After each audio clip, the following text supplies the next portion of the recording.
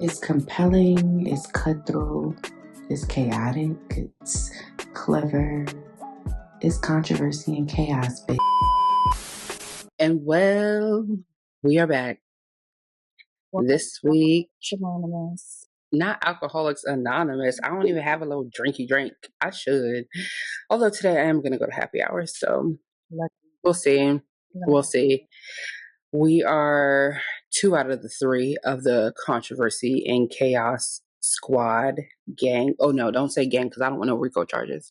But yeah, we are here. Welcome to another episode, a Hot Topics episode. And honestly, there's only but so many things that everyone is talking about. I feel like we got rid of Drake and Kendrick and that whole saga. Technically, it's still on my timeline because people still bringing stuff down. But the diddler has saved Drake's ass. Yeah. So, honestly, it went let's from just get in. They Not Like Us to BBL to well, Diddy. What you got for us next? Literally, So, the boys have been keeping us entertained. It's keeping the girls in the clear. I could do a little while longer without any other girl drama. Yeah. Honestly, yeah. There's still a little girl drama broom, but nothing important enough to really shake up the airwaves. But I'm assuming by now you've seen the Diddy video that was quote unquote leaked on CNN. Unfortunately. Mm-hmm. And I feel like I don't like to consume that type of content anymore because when you're online, and yes, that's coming from somebody who watches Zeus, but see, that's different. They're volunteering to beat each other's ass. Okay. What we saw on CNN and on all the blogs was not voluntary assault. Okay. I just feel like from the beginning, we have always known the rumors and different things about Diddy, but for whatever reason, whether it was like our parents' age groups or whatever, nobody wanted to really believe it. Or if they did believe it, they didn't care to do anything about it. They wanted to make it very lighthearted and whatever. It always, but and not like the truth, right? And even with that, it's like, okay, we already believed Cassie. Okay, did he come? We didn't need the video, but now that we have it, I'm just happy to see all of the people who had so much to say, making it seem like she was money grabbing and doing this and doing that. Now you're back apologizing. $1,000 to somebody who's with a billionaire, millionaire, whatever he is. What is $50,000? What you mean? Well, $50,000 is what he paid to quote unquote get the tapes in his possession, but that lawsuit was $30 million. Oh, her lawsuit was $30 million. Yeah. Well, still, yeah. I would say still that ain't enough. It's a one-time payment, like, and I think what's even more interesting is that people think that a victim would fabricate such a detailed story because she in great detail the abuse that she endured all of that time, and for us to literally see it played out, it's like you can't hide. You can run, but you can't hide. And my initial thoughts when I seen that video was like, wow, I'm sure that he can't mention her name. And I also seen people talking about like how he can't technically mention her name anyway, which explains why at the BET Awards a couple of years ago, he spoke, I don't know the word for it, but he was like insinuating he was heartbroken. He went through heartbreak. And he had this great breakup and he's healing. That's when he started rebranding himself as Love. It really kind of explains that it lays out that he was hiding under a veil this whole time. Yeah, his whole career. It's like he literally is who he tried to paint Suge Knight to be. I mean, Suge Knight still he's still Suge Knight, but I'm saying Diddy is just as bad, if not worse, because I truly feel that Diddy has had more power and influence than any other entertainer in the Black community. So it's kind of like, but even going back to that whole BET Awards thing, I really feel like something was brewing then, because knowing what we know now, Cassie might have been trying to get like her rights, her publishing, her name, her whatever, because we know now that he pretty much owned her and her whole career. Same accountant, same manager, same everything. And I feel like at that point she was already married and I think pregnant or just had her baby. And I feel like at that point maybe she was trying to get back into the industry, do some acting, do whatever. And he was like low key blocking. And I feel like if he would have never, something would have come about. But I feel like if he would have never got on that stage and thanked her and said thank you for holding me down and all that stuff, it's like, okay, you was taunting her.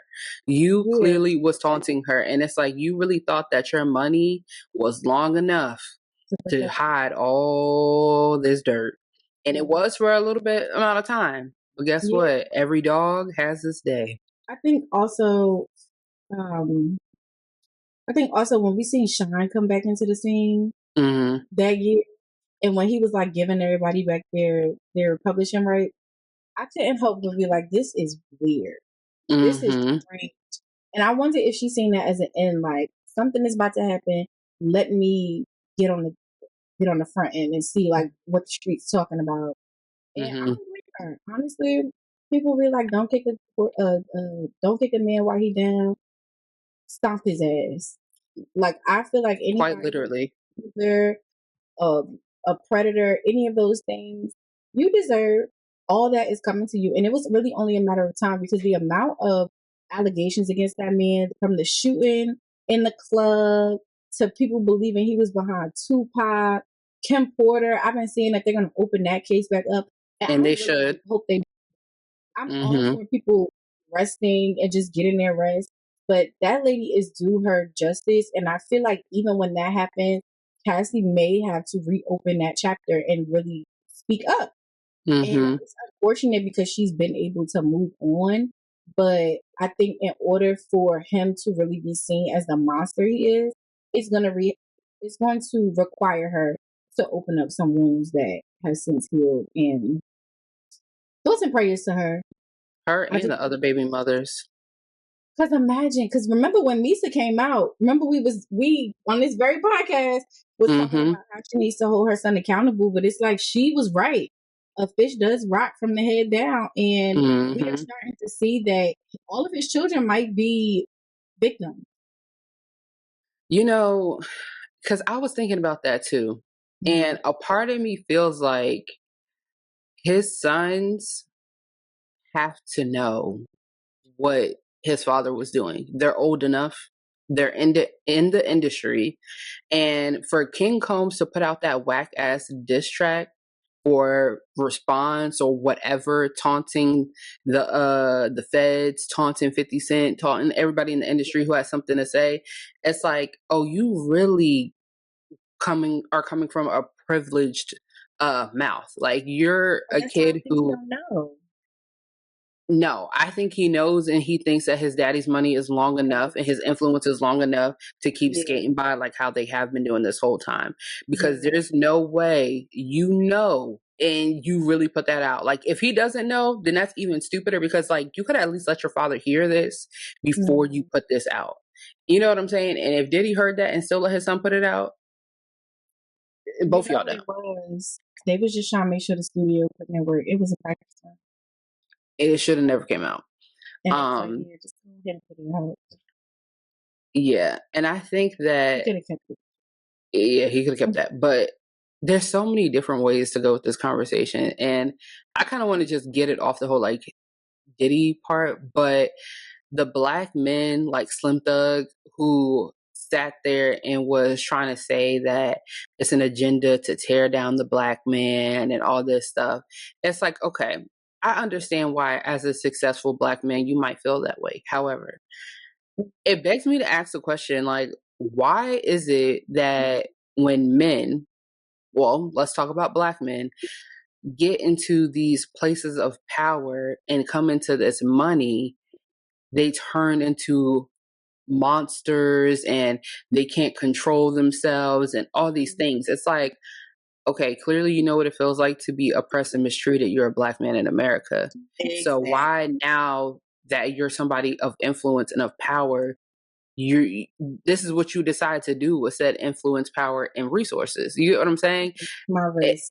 It's like, why is it when y'all get that power, this is what you decide to do? Not all, but there is a little attitude and ego that comes with those black men in power. I can't think of one who was like, I would be very surprised to hear that he did whatever. You know what I mean? And black women are always the ones on the receiving end of that rage, that abuse.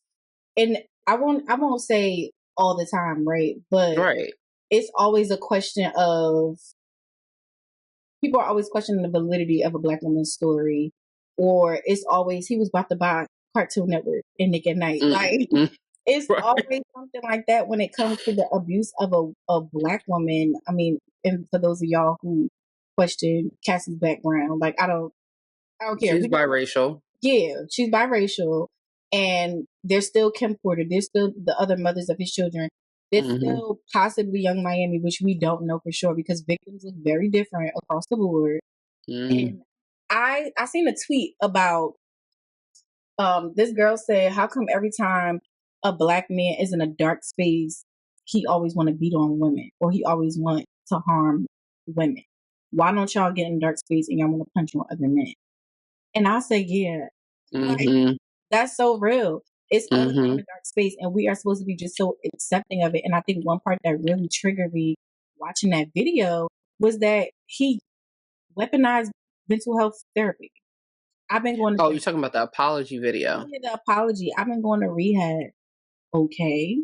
And you did what you did. So the public ridicule and all that's coming your way is well deserved, because I'm pretty sure your abuse did not start with Cassie. Like, and it didn't stop, I'm sure. Because after that video in 2016, y'all still stayed together till what, 2018, 2019? Like, exactly. Be for real. Then I'm hearing even more gruesome, like thinking about the details of everything written. I never want to read that case file again. Like, I never want to read it again. But I'm interested to know what else is going to come down. Because I remember a while ago, this older woman, I like overheard this older woman like just like gossiping. She was talking about how there was something incurable that Diddy gave to somebody or something. So it makes me wonder, all of those stories about him being a sexual deviant, like, is any of that true? Is there any truth to that? Was Kim Porter coming out with a book to tell all of his business? She does have a book, and there's two people who have copies of that said book. One of them is yeah, I think one of them is no longer alive. No, their friend. Okay, so this is what the tea is.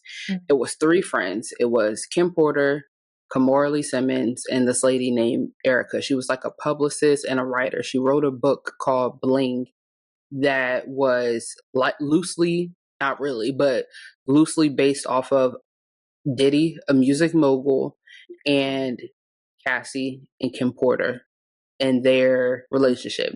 The book came out. Apparently, it was like a New York Times bestseller. It did really well. I think just like 2000.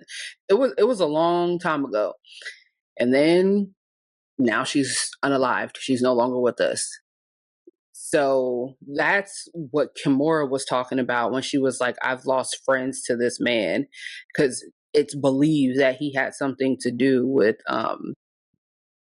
her unaliving. Just how people believe he has some.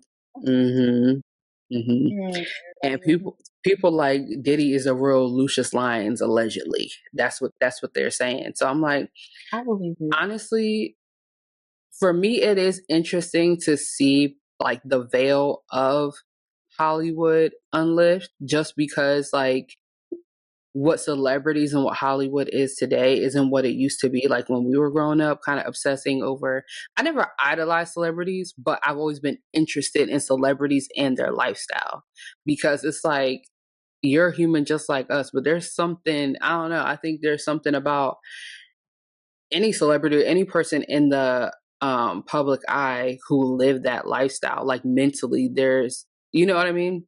Yeah. So the influencer trend, not trend, I don't know what to call it, but I think that has definitely humanized celebrities and helped them understand, like, they're not without fault, you know, they live regular lives too. And I think that our generation may be the first generation to see that, or maybe not the first generation, but it's like a snapback to reality. Like these are real people; they have real problems, Mm-hmm. real shit happens. And I'm actually excited about it because the way that these motherfuckers get away with stuff, or the way that these allegations come out, and people are just like, no, like even I hate to bring him up on this podcast, but academics saying like, I get money, I would never have to do something like that. Y'all the niggas that are doing it. Y'all are the niggas that's keeping celebrity attorneys and celebrity reporters like the Bob, what's her name, Megan Kunis. Y'all are keeping those paid because y'all are terrorists. Like y'all be out here wilding, and just the idea that money means that you can does not mean that you should. And I want you to understand that. Like the amount of like stories. Did you see Young Boy Engineer video came out too? What? Their hallway hotel video? Yes. Oh, that's old. That came out when it happened. I have never seen it before. And I was just puzzled when I seen it for the first time. And they were what, 16, 17 at that time? Yes. Money just helps y'all to feel like you can get away with these things.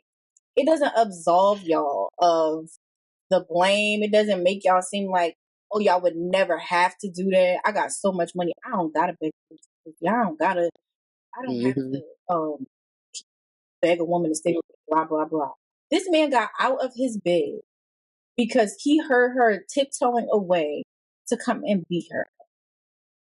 And drag her back. Yes, you put your hands in broad daylight. And a hotel took your money. But my thing is, do you know what type of mental state you have to be in to really... I don't want to hear, oh, I was drunk, I was high. You was coherent enough to go in that hallway and keep that towel above your ass so you wouldn't be naked in the hallway. But you didn't think, oh, there might be somebody in this hallway, so let me not come out here acting all irate and crazy. Cassie ain't have no socks nor shoes on. She trying to put her shoes on at the elevator. I'm happy that there was no audio on that video, because imagine the sound. Like, no. And the rage you have to feel to not even like be concerned if somebody live or die. That's how I know that you are also capable of killing people, because there is no possible way that you kicked that girl in the head and you did all of that and you dragged her back in the room with a clear conscience. I would have been panicking. Literally, no. I don't know if this person is dead or alive, or if they're going to die because of the impact of my hit. He did not give a damn. And then now you see, and I remember this because we talked about this on Snapchat years ago.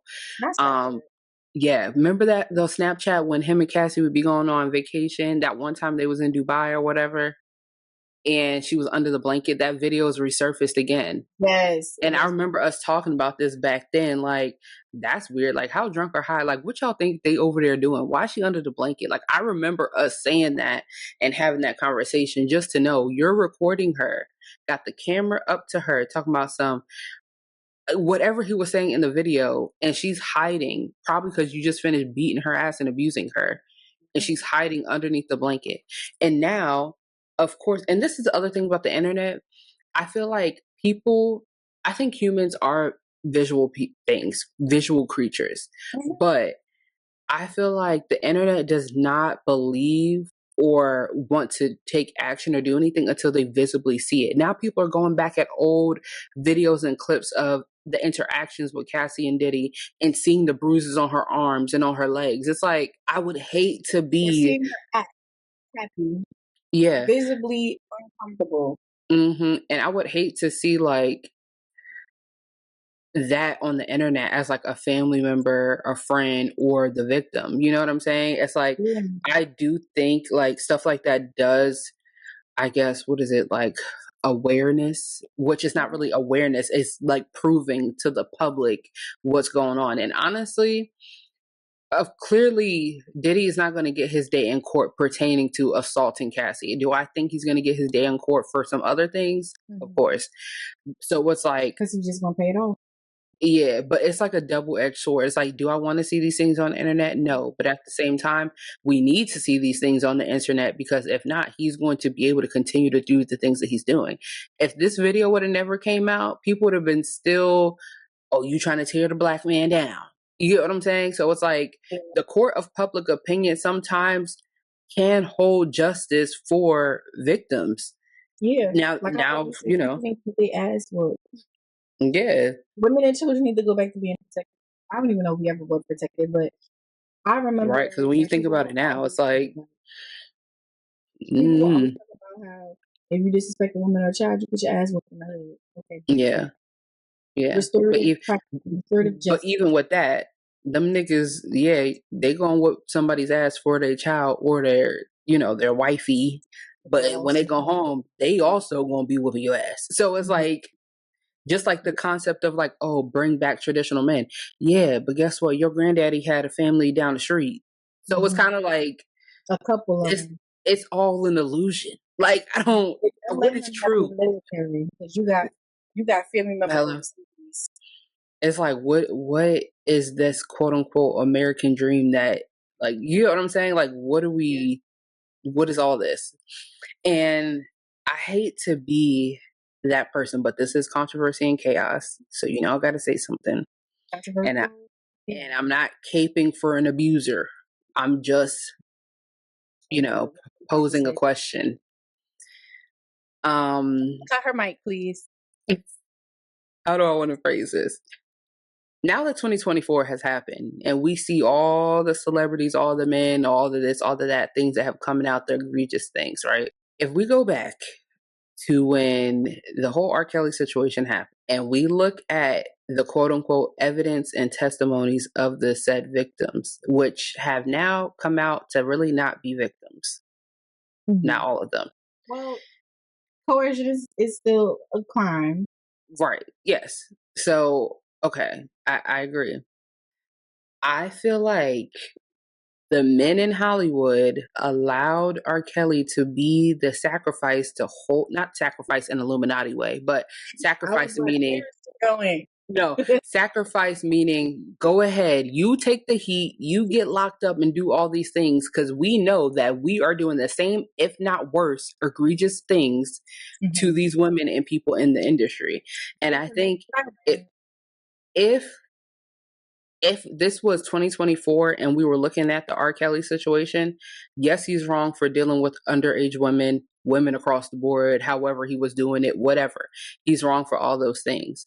Right. But there has been proven all these different things that there was no like physical abuse, mental abuse, sure, mental abuse, women being manipulated, but a lot of the women came out and said they came and went as they pleased. Like they weren't, what's it called? What did he say? They wasn't hogtied in the basement.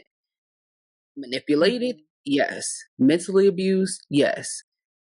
But even with that, a lot of the younger girls, their parents, we saw the text messages come out about a 16-year-old, 17-year-old girl, her parents sending there to be with him saying, yeah, you better make sure you give him all your goodies or he's going to send you home. So it's like, did the crime really fit the time and the scrutiny compared to what we know and what we see now? No, I still think it does. And I'm saying that because he's not in jail for each individual case. He's in jail for kidnapping people. Like, he's in jail for very specific things right now. And I wish that I'd like pulled it up, but I didn't think about it. But there are things that I still believe he needs to be in jail for. I think that there's also some accountability on the parents. And I feel like people have been saying this, but they have been saying it in these parents need to be held accountable, not R. Kelly kind of way. No. Lock everybody. Lock everybody up.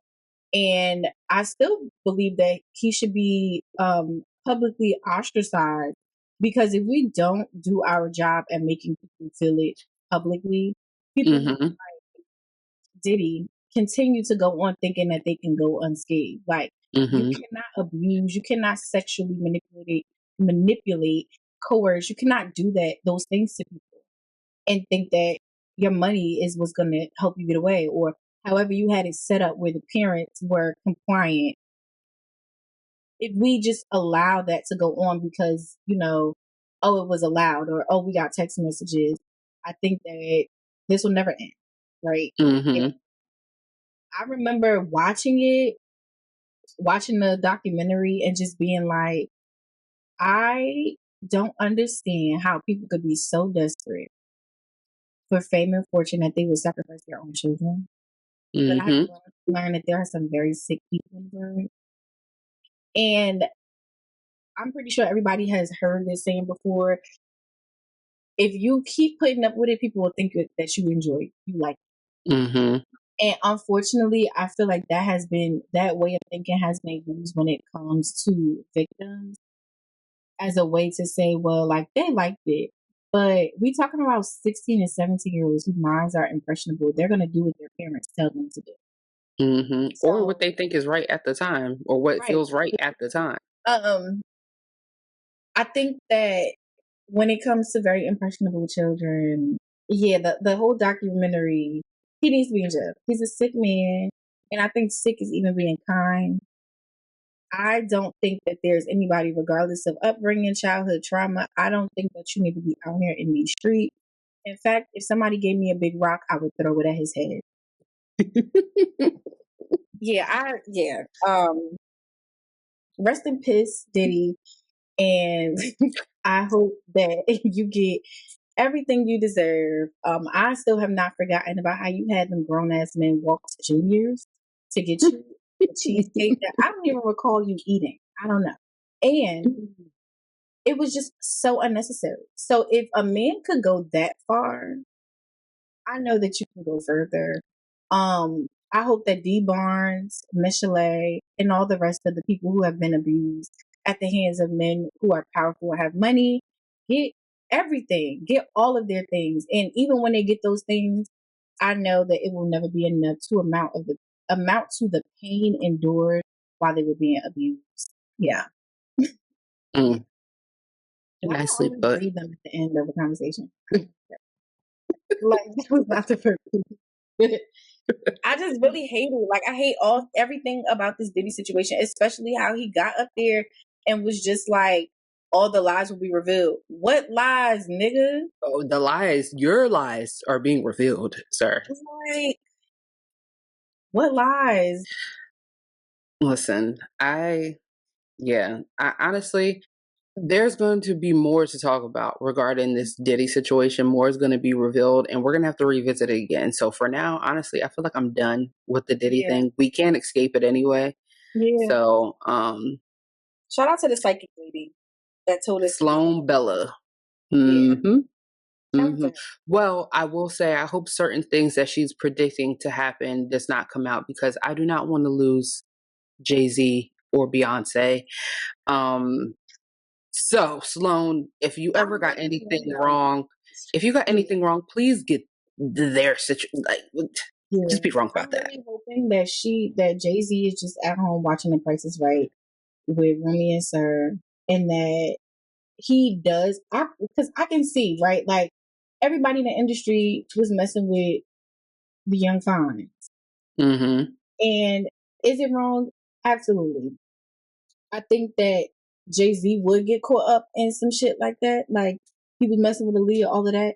But all of them Aaliyah, stories Foxy about Brown. yeah, all of them stories, like I'd be okay, right? Like I'd be okay for him getting in trouble, you need to get popped on your head.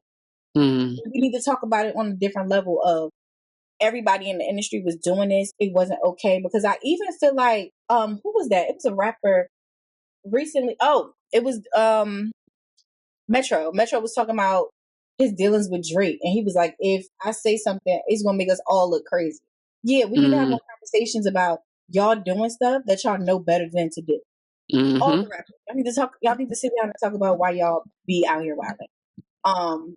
I wouldn't be upset at that. But when it comes to like murder and stuff like that, it's twofold. It's like I want everybody to get their justice, but if this is something that happened with their street life, it's also That's like, different. yeah, Yeah. it's different. It's inevitable, and it's still unfortunate. Because Jay-Z, I don't want you going down for killing a woman that you had dealings with, and then you ended up marrying Beyonce. Like, I don't want that story to unfold like that. Yeah, That's no. like a little bit too much for my heart to take. And I don't want to have to dislike you. And not saying like we talk about cancel culture all the time, but like I don't think it's so much of me canceling somebody. I think just like morally, like how people talk about, oh, y'all, none of y'all can listen to R. Kelly. I can. It's like, yeah, but when I listen to the words of some of them songs, and I remember on that documentary they was telling us when these songs was made, I can't connect to that music no more. Like, I really, at the heart of it, I don't care what y'all do. Just don't make it be people personality traits. Be like, I'm still listening to this. Okay. Yeah, I feel like you don't have to announce it because I'm not gonna lie. There's plenty of time. Stepped in the Name of Love and R. Kelly songs was definitely played at my wedding, and people were definitely dancing. And it's just kind of one of those things. Like age ain't nothing but a number. No, I can't really listen to that. I can't really listen to Aaliyah's music. Period. You're right. My G. Yeah, like certain things that insinuate talking about young girls, and honestly that's even happening now with Drake because people are pulling up some of the songs and it's like, well, I remember hearing that thinking, that's weird, what but are you whatever. talking about? Like, Right. yeah, Right. Exactly. so it's kind of like it's the same across the board. certain songs really not going to hit the same. Do I think that we can get rid of some of these people's entire catalogs? No. Like, if you got rid of R. Kelly catalog, that's B2K, that's Kelly Price, that's Michael Jackson, Celine Dion. You get what I'm saying? Like, some of those big songs that are engraved in Black culture, is like, we going to get rid of all this shit because you want to be a nasty nigga? Yeah. No. Black people.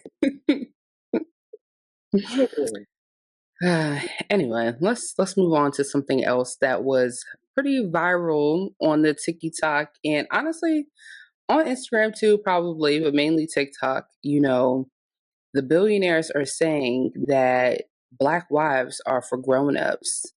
And of course, you also been seeing the Black wife effect.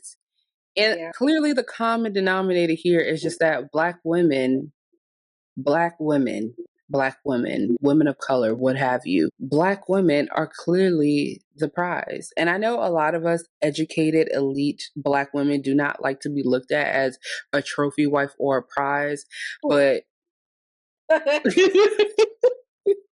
but we are, okay? We are the prize, we are the goods. And if a billionaire said it, I mean, clearly. But what do you think? What do you think about that? Let's start with the Black wife effect. Like, why? Honestly, I feel torn about it. So let me just go first with the whole Black wife thing. I have both my sister-in-laws are married to white men. Okay. I don't really see the whole Black wife effect necessarily with my brother-in-laws. They are who they've been since I've known them. So it's kind of like, I don't really see the Black wife thing. I do think there are certain cultural things that they might look at now and it's like, oh yeah, my family did that. There's clearly a better way to do that. Or, oh, seasoning this food, eating Ghanaian food, eating this. Yeah, washing your feet with a sponge. Like, you know, there are certain things that's like culturally that I think a Black woman will bring into any man that she's with, even some Black men. Or even if you're looking at it like through ethnicities or culturally, like you have a Jamaican wife and you're Black American, there's certain things that your Black American household is going to become a Jamaican household. You get what I'm saying? Yeah. So I feel like as the matriarch of the house, you're going to have an effect as a woman. Right. Just how in interracial couples where the woman's white, there's going to be effect on those said children. People laugh all the time how you can tell the biracial kids who got a Black mama versus a white mama. Mm-hmm. So it's like, yes, there is a Black effect on any relationship, any household, anything. But I personally don't like in interracial couples where the not so seasoned person is now taking on this whole persona just because you were a Black girl. Yeah, I don't like that. Too. It's like, why does that make you more Black or white? Like, why does that make you more relatable because you got tattoos? And right. you're down because you now have tattoos. White boys got tattoos. They have tattoos all the time. Like, and there is a persona. Like, it really, we can tell. And I don't know if it bothers me so much, but it kind of it has the potential to give me the ick. Now, I will say, I have never dated a white man, but I often say if I was to date a white man, he would have to be Creole, spicy white. He got to be spicy white. What about Shia LaBeouf? No, first of all, Shia LaBeouf is underwater because of his abuse towards FKs. Him too? Yeah. I learned that yesterday. I had no idea. I was like, am I not hip? Did I miss something? Like, Okay, who's the next spicy white fine man? Okay, go ahead. Somebody else. The white guy from Shameless, the husband. Oh, got that look. Yeah. Justin Timberlake. Not now, not present day Justin Timberlake. I would date him now. I don't know. It's this guy on TikTok. He from New Orleans, and I'm like, I hope I broke. Yes. You know which one I'm talking about? His father. They're extremely shocked. Like, hi. Are you looking for a lady? Please. I am fertile and ready to bring upon a heir to the throne. All right, Little Caesars. Anyway. No, it's not. I've been watching Bridgerton. I just finished the season, so that's why I got it. No, I'm still on season 2. Anyway. But yes, white man. You don't have to look spicy. You can just be you. So yeah, I think it gives me the ick because it suggests that there is a look and there's not a look. Like, black people don't have a look. We are not a monolith. All of us are different. So it's a little weird. But I guess they could say the same thing about like the soft life bad wig. But like, this is the equivalence to that. To be true, the wig be bad. The wig be real bad. Yeah. But I think that this might be another little controversial take, but I do think that sometimes when you are dating outside of your race, there are certain things that you don't worry about. Now, there are other things that you have to worry about, but I feel like Black people, when it comes to appearance, we are the most judgmental and the most focused on looks and physical. So I think sometimes in the Black community, if you're not put together a certain way, if you're not, wearing certain types of hairstyles, if you're not keeping up with the Joneses, you as a woman, you're not seen as desirable. Whereas other cultures and ethnicities don't really look at it that way. They look at other things, which could be just as toxic, but it's not the same. Yeah. I don't know. I think to add on to what you said, or to comment on what you said about the Black women after grown men or for adults. I seen the topic come up, right? I initially was just like, this goes back to niggas. Like, I don't want to be that person that be like, I hate niggas. It's not that. But we have been talking for so long about how Black men get on and they choose white women or racially ambiguous. And I think that while people are going on TikTok and saying like, oh, y'all need a white man to show y'all that appreciation, it's also like, give them their things. Like, it is okay for them to feel that way. Because the way y'all pounce on Serena for marrying a white man, but y'all don't do the same when other men of her caliber are marrying white women or dealing with having children with white women, it's just so telling that we are just not appreciated. And so, and even with that, yeah, as a Black woman, I do feel like Black women are for adults. I'm not dumping on white women when I say this, and this is a Black women's podcast. I really don't give a fuck how y'all feel. But everybody know that it is a gift to have a beautiful Black woman on your arm. We bring so much to the table. And to his point, I think that Black women should start being seen as investments. We are worth investing in. And I will forever stand behind the fact that if you have a Black woman on your side, there's nothing that you can do. I'm not a white woman. I don't desire to be a white woman. I've never lived as a white woman. In fact, in my past life and in the future one, I'm probably a butterfly or something. Because God said she is too powerful to be a white woman. And so I think that only grown people can handle black women. Because when we step, we step. And I don't subscribe to the thought that we need a white man to tell us that. Mm-hmm. If that's what you want to believe, sure. But I think that it's about time somebody knows because y'all, in words, do not. But do you think it's just because, again, controversial? I think a lot of times because we as Black people are the oppressed, sometimes it's hard to get through that barrier of communication with men or with men against women sort of thing, because men have their ego, but Black women, we have our ego as well, because we're always constantly tugging and pulling in, headbutting, because we all want to see our people get to a certain level. Yeah. Most of us want to see our people get to a certain level. So it's that push and pull. And it's like, yes, we as Black women are strong because we're made to be over generations, but we also want to live that soft life, but we don't really know how to get there all the time. And Black men, sure, they do want to be leaders and do these things, but they don't really know how to get there all the time. So I can see how a non-melanated man or a less melanated man could get with a Black woman and not feel threatened by that power, because they walk in a world where they don't have to be. You get what I'm saying? Not to cape for the man, not to cape for the Black man, but I'm just saying, no Dr. Umar. But I'm just saying, I understand the psyche of why there is so much turmoil between Black men and Black women.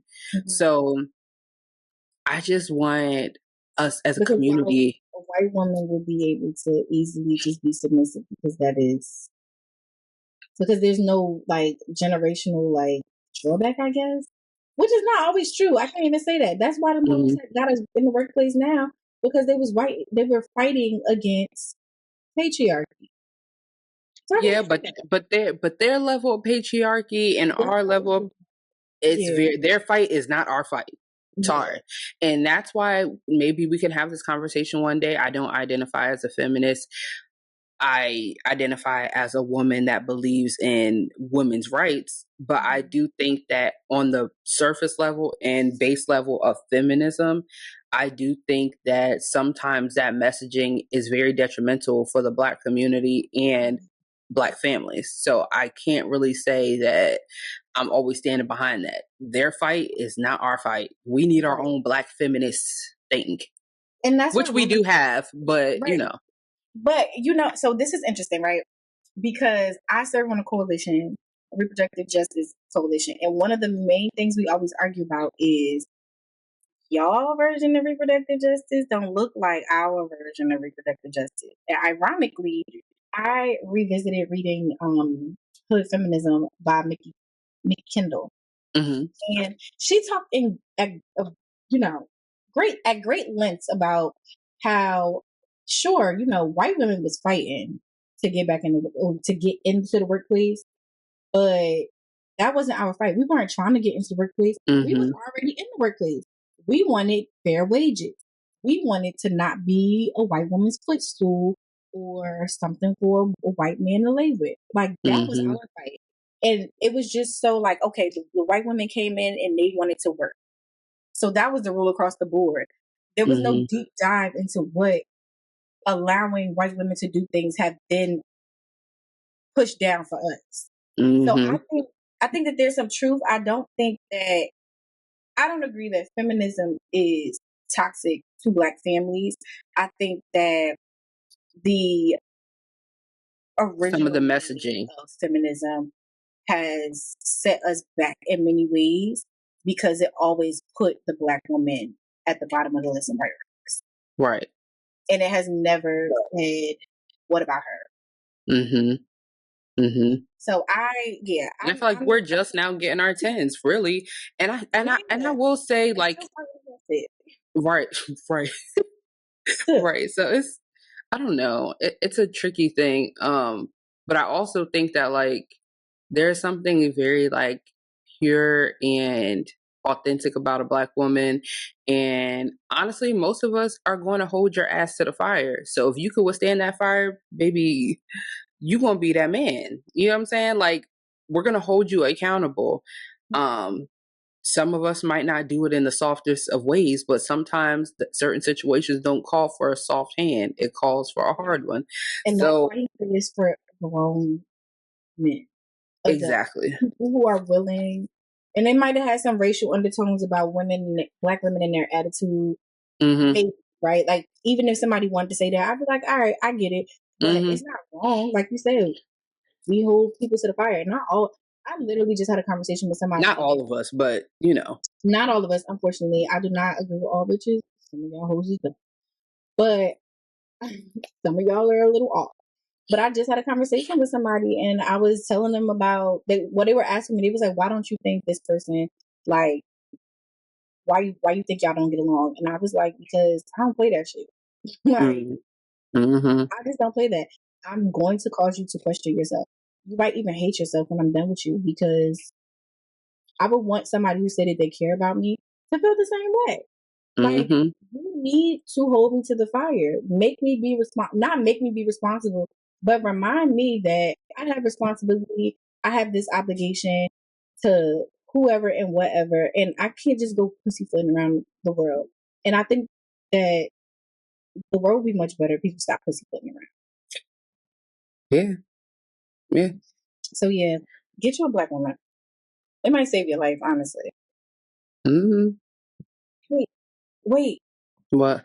Mother of Diddy's child hints at trauma. Their father needs help.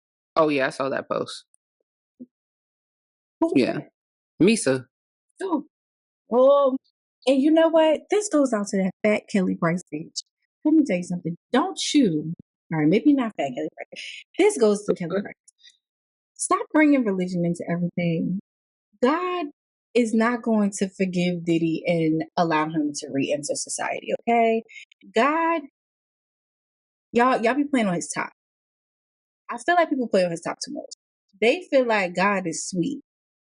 They feel like the Lord is sweet as well. They think that they just going to commit a crime and then go to their prayer closet and be like, I'm sorry, forgive me. No, he gonna get his lick back too. You did what to my daughter? You did what to my son? Watch this. And I feel like people bring God into things as a way to, once again, absolve themselves or absolve other people of the blame for things. You kill people, you harm people, you rob people of their money, and you've humiliated people. You are for sure going to hell. And I think that lesser crimes, right? Like, I don't really know. I don't work for God. Like, I work for him, but he not my immediate report.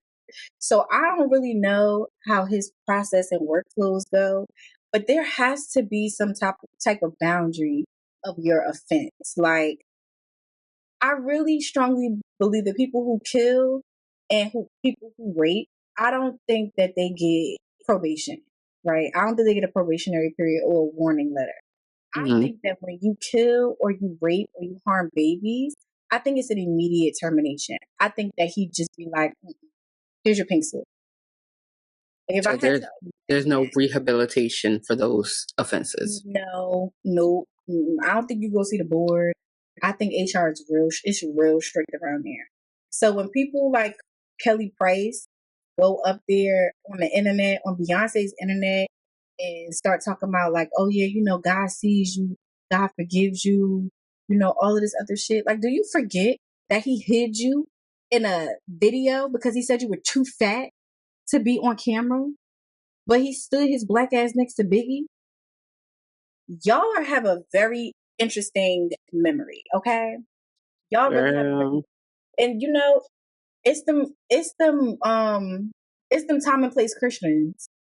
I'm gonna call them time and place Christians. They really blow my mind at the things that we're willing to forget, and it's always black men. Like, please stop caping for black men who deserve nothing less but a cot on a hard floor. Please send that nigga to jail. And in fact, he probably won't be going to jail, which is the reality of it. But I think he deserves his public shame. Talking about let's work together. No. Yeah, no. Diddy's never working again. Not Ever. publicly. Not The world publicly. snatched them fucking endorsements from him. I'm surprised he's not eating tuna out of a can right now. Like, how you had to step down from Revolt. You are Revolt.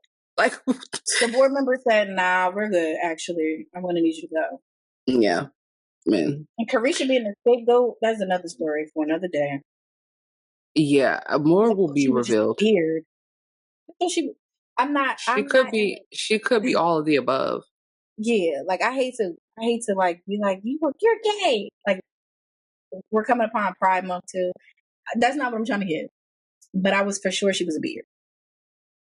Because we all know that God forbid you're gay and you are a mogul in Hollywood. Hollywood is not as progressive. It's just not. Especially not. Black Hollywood. Yeah. They want to keep the gays behind the booths doing the hair and the makeup and the styling. That's it. Yeah, I'm surprised they're giving Law Roach his 10s. They don't have a choice because that's a bad bitch. He don't miss. He don't miss. I will sell my eggs to have him style me. Yeah. I will sell my eggs. Yeah. Okay. Yeah. Anyway, speaking of fashion and styling, prom season, I think, is finally come to a close, or it should be ending this week. I don't know. I don't know what the high schoolers and teeny boppers are up to, but, you know, we have been seeing their outfits like we do every year. And the Black community, of course, is always in an outrage about prom. And I saw an interesting TikTok, and I want to know what you think. So basically, the TikToker was saying how a lot of people in the Black community view prom as like this thing because it's our coming of age thing. And when I heard that, I said, I don't think it's that, because Black people do have sweet 16s, okay? Black people do have debutante balls and cotillions. Even in the hood, there are sweet 16s and coming of age things. So I don't think that's why Black people see prom that way. And then there were the people who said, oh, well, Black people don't get married as higher rates, so this is their wedding. That was their logic. Like, you know, this baby showers and prom is their weddings. That's the other theory. I don't really too much agree with that. Why do I feel like prom is such a thing in the Black community? I don't. I think it's regional. I think this is a Southern thing to the lens of where we see it online. I think it's more so Southern and maybe like New York, New Jersey. But anytime you see these videos go viral, it's either in the South, the Mississippis, the Floridas, the Texas, the Louisianas, or it's New Jersey or New York. I don't think every state, like for example, growing up in Maryland, I went to prom 2 or 3 times. It was nothing like that. It doesn't even matter that it was in 2011, because even when you went to high school, your prom was like that. You grew up in New Jersey. Yeah, my prom was, the outfits were, looking back, they were my prom was not like that growing up in the suburbs or in Maryland. Yeah. Even the girls that I knew that didn't grow up in the suburbs, that lived in like Baltimore or DC, their proms was not like that. I think it's very much so a regional thing, like depending on, you know, where you're at. But why do you think we as Black people are in such an uproar about what these kids are deciding to do with their money and their time? Yeah. Well, 2 things. So I think that although I think we see Black kids have the opportunity to have sweet 16s and they go to cotillions, but I think it's a small number of them because a lot of Black families can't afford sweet 16s and cotillions. True. Mm-hmm. So I do think that for those who are able to, it's a privilege. And so those who are not in those social circles, because debutante balls and cotillions are a social circle thing for the most part. Mm-hmm. I think that people who are not, they go to prom and they go all out. That is number one. that is their coming to age moment. And also, we have to remember there are not a lot of creative outlets where one would be able to wear what we wear to prom or do what we do for prom. Like, what other opportunities do kids have to get their hair all dolled up, wear makeup, rent a car, buy shoes and heels, and that day is just about them as a teenager? So I think that I personally hate to see adults get on the internet and be like, "Oh, y'all had all of this money to do this, but y'all got to take out loans." Like that's what I've been seeing a lot of. Oh, I haven't seen that. It's just been more so like, why are you spending this amount of money? Yeah.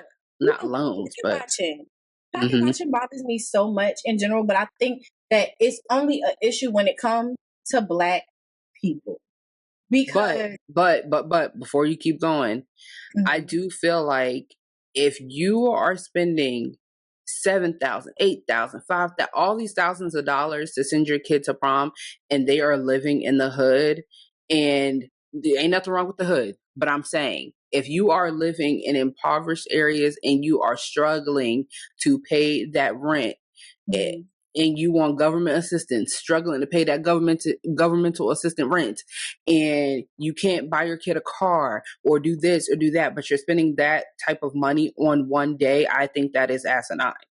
Especially if that kid is going to college and is going to struggle in college and have to work and do this and that. I do think that's crazy. Not be able to go to college because you ain't got it right. I do think that people have a very hard time with balancing priorities. They don't understand the value of a dollar, or they do understand the value of a dollar.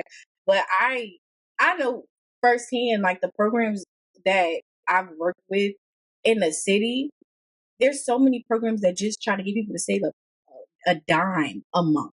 So I know that that's just not in our wheelhouse. It's not something that people understand how to do until it is like a one-off situation. Like, we got to show up, we got to show out. But then that goes back to my whole spill about creative outlets. And like, this might be the only time, like I reason with the families, because this might be the only time that you are able to give your child something. And as a parent of a toddler, I don't know what it feels like to have to tell my child, no, you can't go to a social event with your friends. And no, you can't have this one moment to feel beautiful. So I understand why families go all out. I don't think that, and I always say this, I will not go broke for a Sweet 16. Sorry, kid. Like, but I also, I'm not even there yet. I'm at the 5th birthday party, and I'm stressing because I want it to be big, but I also know the value of a dollar. Like, I'm not in public housing. I do have a little something jiggling out in the bottom of my pocket, but I know better than to go broke over a birthday party. I know better than to go broke now. But if I was in that situation, I would probably feel like my kid already does not have half the opportunities of people in the suburbs. What can I do to make them feel better about this situation? So it's a sticky situation. Yeah, I do understand that, but there has to be limits. There has to be limits. Oh, I think that or there should is that we shouldn't even have to choose between our children's happiness and keeping the lights on or sending them to college. I think that's the broader conversation. I mean, when we start talking about like limiting things, as a parent, I don't think there's any limit when it comes to the things to make your children happy. And I think that's where it becomes. And I hear people when they say that this is just the opportunity for the parents to flex. Correct. Because there's no reason why a girl came to prom at Mondawmin that one year in a helicopter. Like, some things are ridiculous. Auntie Sawed, Country Cooking, she rented camels that one year for her son. Like, there are some things that are absolutely over the top, but I enjoy it. I enjoy the circus, but I also watch Zeus. So, I mean, what do you want me to say about that? But I see it as a circus. It is a circus. Expression. And but I think groups coming out the door of the projects before the girls come out. Like, I enjoy them. I enjoy them, but I do think that it's tricky because even for me, like, yes, I grew up in the suburbs, and I went to multiple proms. I had my dress. I had my things. It was a different time. But I think even now, if I was going to prom, my parents would still put limitations on those things. They are financially, they make sound financial decisions. But can I, maybe this will help, like, What? show where I'm coming from. My neighbor's daughter, Mm-hmm. she's not black. She is in dance and she's in theater at her school. Mm-hmm. She showed me all her costumes for her dance, and she was like doing tech for the theater program. Mm-hmm. The schools that are local to me have theater programs, but they hardly have the money to put on a show like Grease or Annie, which are productions that my neighbor's child has been able to do through her school. So there Mm-hmm. are community programs that help them to put on community play. Going to Okay. community play this week. If there was not a need for kids to have this type of creative expression, that community program would not exist. I think that this is the perfect case study for why we got to be a little bit more lenient when it comes to these moments where children are actually able to be the center of attention or to express themselves. Mm-hmm. And perhaps the parents are going to great lengths and spending massive amounts of money. I don't even remember how much my prom dress cost, but in 2024 money, it was probably like $5,000. I think I spent like $800 on my dress, and that was insane. In 2024 money, That was probably like $5,000. $800 back then was probably like $5,000. And my dress ain't got nothing on the girlies now. They got embellishment. Is it called mm-hmm. Mm-hmm. Embroidery? And the dresses are so nice. I would have been at prom crying because ain't no way, boy, not in 2024. But I'm gonna have to stand by the Justice for Black Girls on Instagram. They did a very good job at talking about how people police children's creativity, and so that's why I'm 10 toes down in this. But we can't find a more cost-effective way to do that. No, Designers, they gotta pay their rent. They work You're right. You're right. to get that fabric, and they taxing. Mm-hmm. They make you pay for the train ticket. You getting the carrier fee for putting the bag on their arm. Yes, everybody got to make their coin. Yeah. I mean, I get it. Don't get me wrong. When my kids' time come and when y'all kids' time come, we're going all out. However, it might be a donation pot going around. I'm pretty sure. There has to be some type of a limit. Like renting a car is not a big deal. Go ahead, rent the car. Now renting, what's one of them, like a Ferrari? That might be a little. I don't know. It gets a little dicey. I think everything needs to have limits. Express yourself. Do what you want to do, but baby, please, I don't want to go broke. Okay, I don't want to go broke. And I understand. I don't think I'll be going broke either, but there's always a smarter, more cost-effective way to do this and get the same outcome. If we have to call in an auntie for some DIY projects, baby, we're going to do it. If we're going to have to haggle some numbers down, baby, we're going to haggle. But no, I'm not buying me a dress from the store. I'm just letting you know. Well, no, that's fine. Honestly, I don't think there's anything wrong with getting a custom. I don't think there's anything wrong with getting a custom dress, but like, I think in total spending thousands of dollars, like paying a small wedding price on a prom, I think is just a little crazy. Mm-hmm. But I don't got no pinky toe in their face. We're gonna see in a couple years. Yeah. You know. No, we gonna have a pool party too soon. Okay. And don't get me wrong, I'm with the shits. You know how I am. Like, even the littlest thing, I'm going to do it at maximum capacity. But I just think that you need to live within your means and bounds and finances. And it's just not smart to do these things. So I want the girls to do. Anyway. It does. Well, it goes out the window when it's a matter of what you want. That's true. Not healthy. But speaking of things not being healthy, and this is the last thing I got for us today. So if you got anything else, you can throw it in. But I think it's very unhealthy how people just love to go on the internet and drag Meg Thee Stallion for nothing. First, it was coming at her for her tour tickets being $24. Now, when I went to go look, because I had bought my ticket already, and I said, my ticket was not that expensive, but it definitely was not no $24. So I went and I looked, and I'm like, oh, this is a Live Nation little deal, and the tickets was high up in the nosebleed to the point, baby, if you bought me those tickets, I'm not going. I mean, no shade. I'm just saying, I'm not. It was up there, okay? Yeah. So those tickets being $24, cool. But it's like, why y'all running with this narrative? And they're saying, oh yeah, her she can't audience don't. Yeah, baby, look at the room. Or saying so many dates that she had to add something. Exactly. Or the fact that they're saying, oh, her fans don't know her music. Like, y'all are really like clipping and trying to come up with every narrative to really tear her down. I don't understand it. When are they just gonna let her live? My only complaint before you go, my only complaint with this whole Meg Thee Stallion tour is the fact that Beyonce has spoiled the world. I wanted a theme or some type of color scheme or some type of something. It's been hard to try to find an outfit. I found some outfits, and when they get here, we're going to see what I want to wear that day.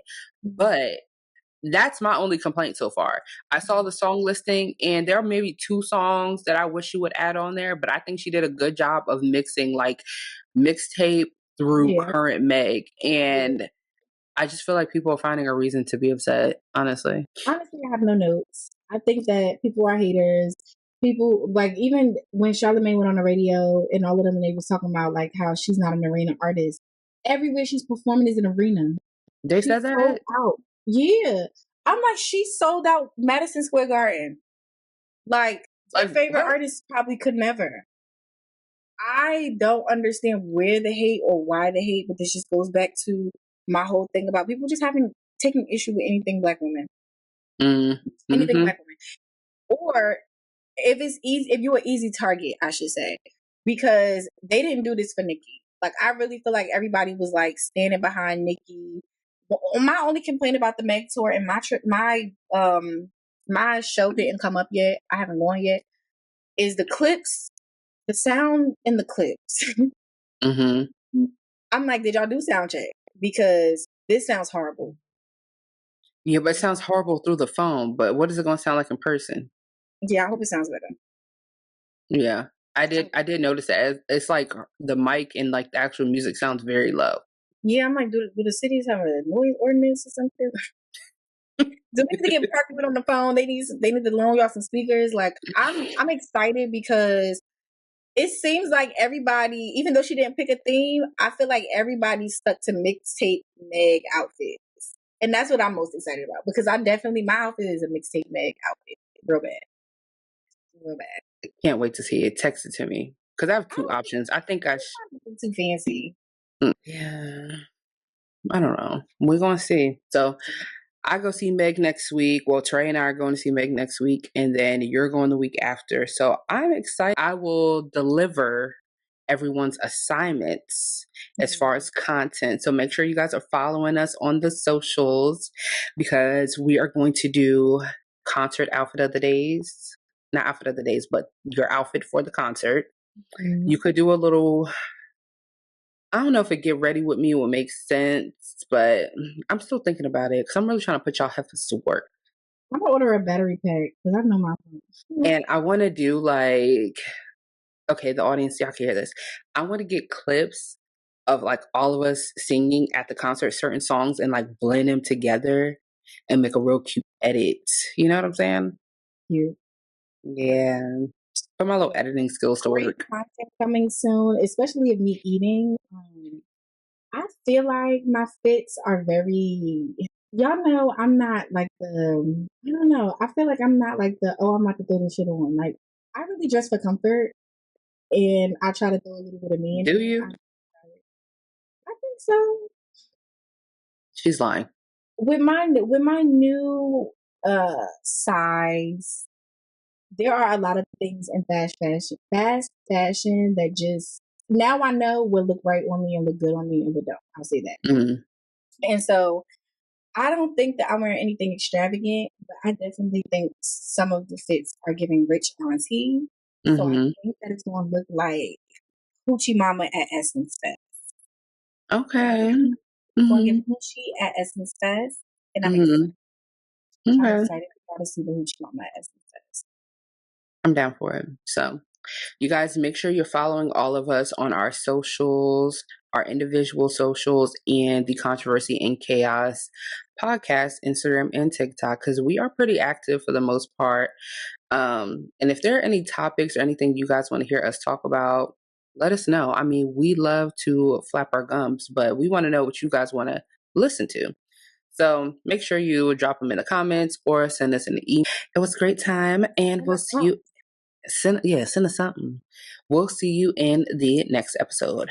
Bye. Later.